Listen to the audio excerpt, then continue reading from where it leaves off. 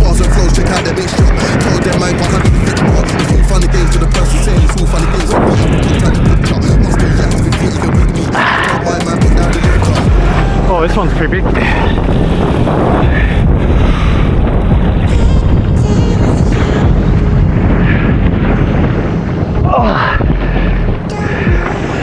Oh, yeah.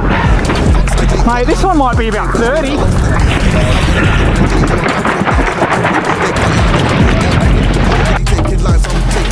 That straight is on, baby! Woo! That's what we want to see. Whoop, double. Just like that.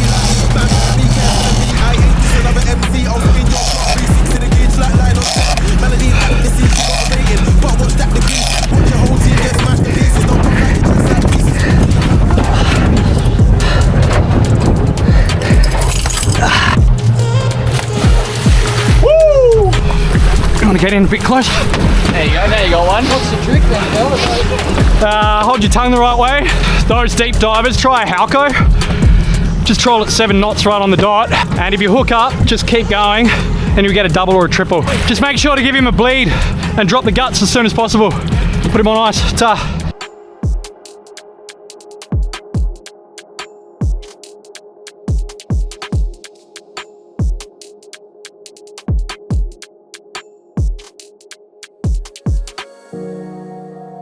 G'day Wallaby Dick and welcome to another episode of Tascast. Today I'm going to run through how I run my Halco lures for tuna tagging, tuna releasing, and a couple of tips and tricks that might help you out there when you're chasing them yourself. So as you know, there are an abundance of different tuna lures that you can run, but down here in Tassie, for sure, the most popular is the Halco Laser Pro, my favorite color that I'm running at the moment. The way that I rig it up is with 150 to 200 pound monofilament. I get about an arm's length and a half, so about 1.5 meters of leader, and I crimp either side with a little bit of armour on one end. When I do my crimps, I'm always crimping on the rounded edge. That caught me out early days.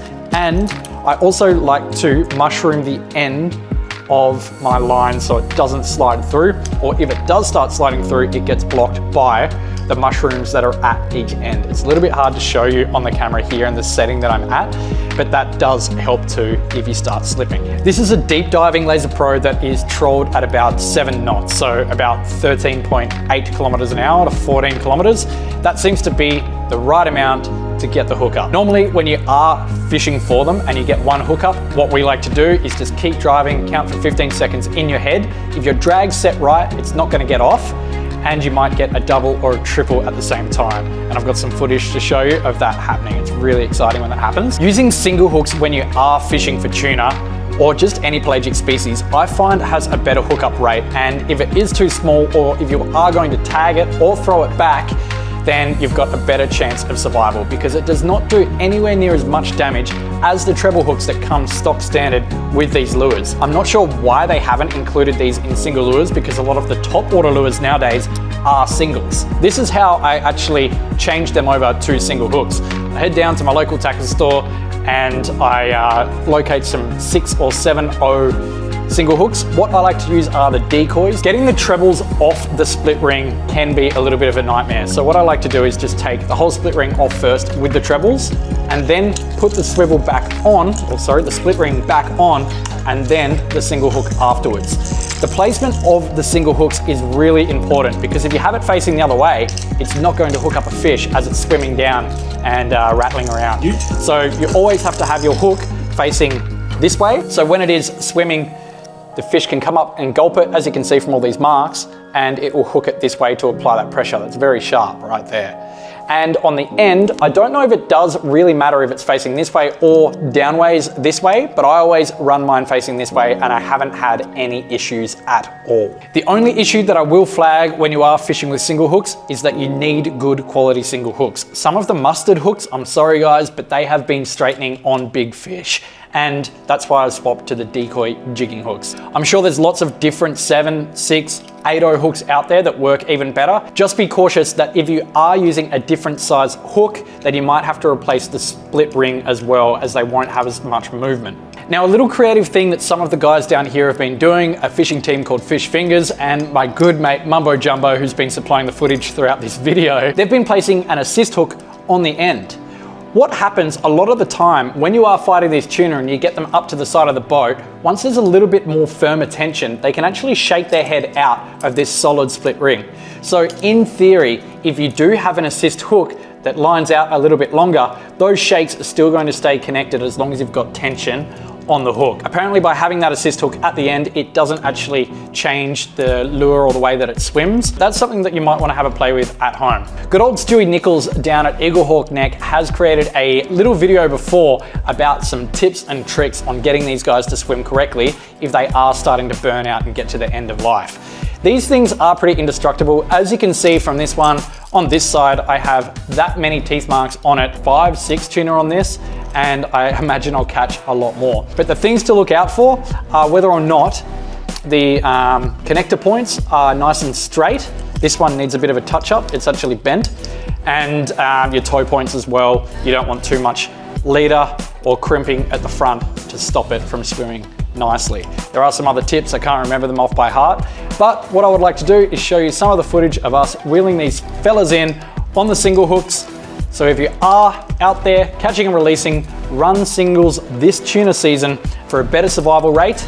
Remember your tag locations, because I've been stuffing them up here and there and you feel absolutely awful, especially if you've got somebody on the boat that doesn't know what they're doing and they just whack it in the wrong spot. That fish is most likely going to die. So we just need to remember all of our tagging points. And yeah, let's get into some of the footage. Thank you very much for watching. Hit the like button if you haven't already, subscribe to the channel if you haven't already, and I really appreciate the support. Let's get into it. Look at all that bait. All through here. What we're gonna do, you grab this rod out and start fighting. All right.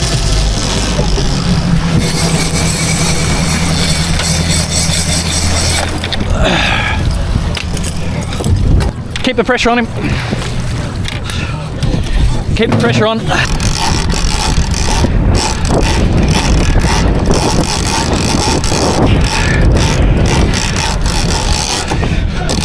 I'll just try and get this one in first.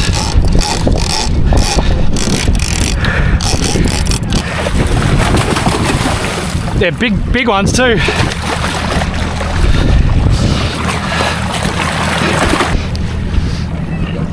Just in case I lose him. There's one tag in.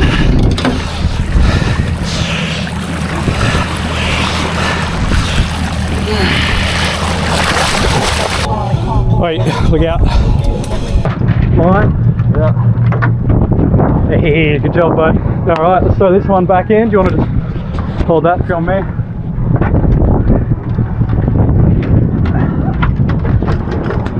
All right, we got 2 on board for the morning. You'll be your day. Woo! Yeah. Let's go again. There's 3.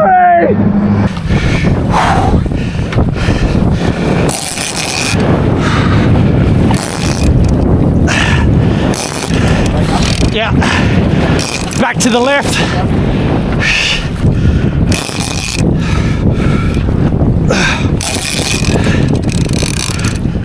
Oh, this is a big one. Woo! Oh, this is tiring.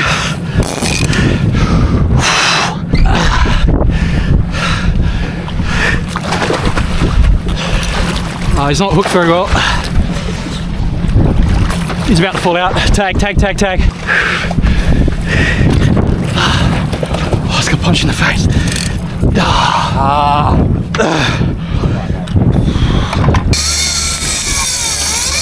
Righty-o, that is a big fish. He hasn't stopped running for a while.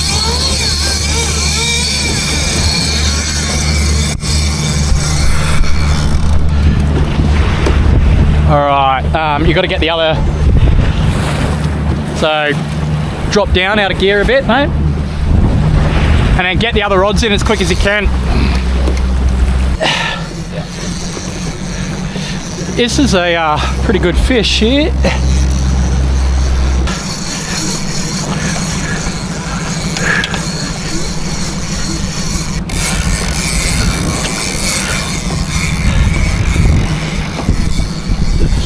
cut to the right again.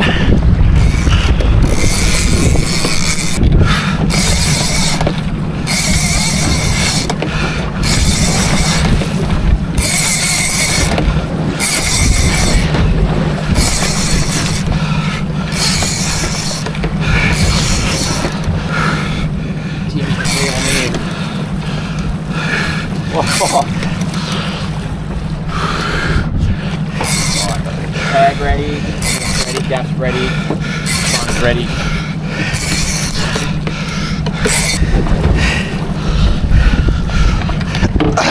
Smooth that, mate. That was good. That was very smooth, mate. Best thing I've done all day.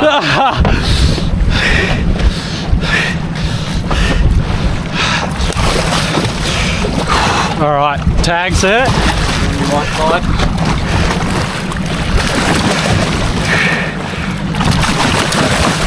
Get a photo.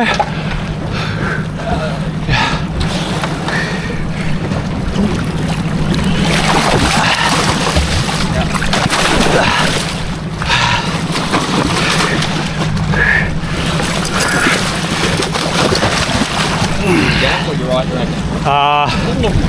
Nah, I can't believe the run he did.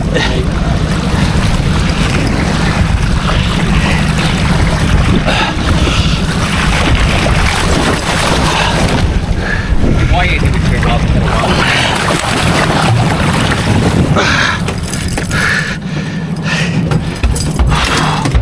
Alrighty, look at him down the bottom there.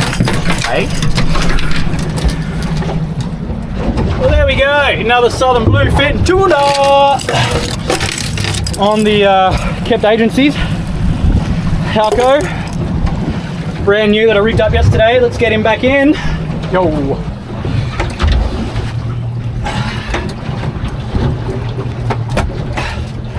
Well, you feel me? That is that's tag number 7, probably the 9th fish for the morning between the two of us. All right, come on, any second. That's a school of 15 of them at 15. Hopefully they come up and say good day. Let's go. Let's go. The boys are on another one. So they've found him. Same one? Old Mumbo Jumbo.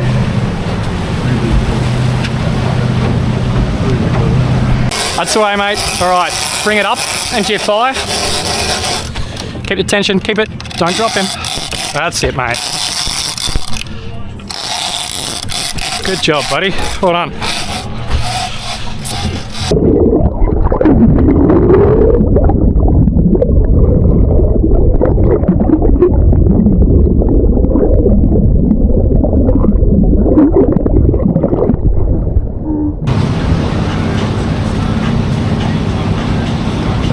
Alright, you'll have to get a quick spot on it. Oh man, that's gonna come off short. No, that's good. What's that? 24 and a half. Oh, look to the right, just here. Look at all the bait. Tuna number 2, which is Max's. I'm gonna go with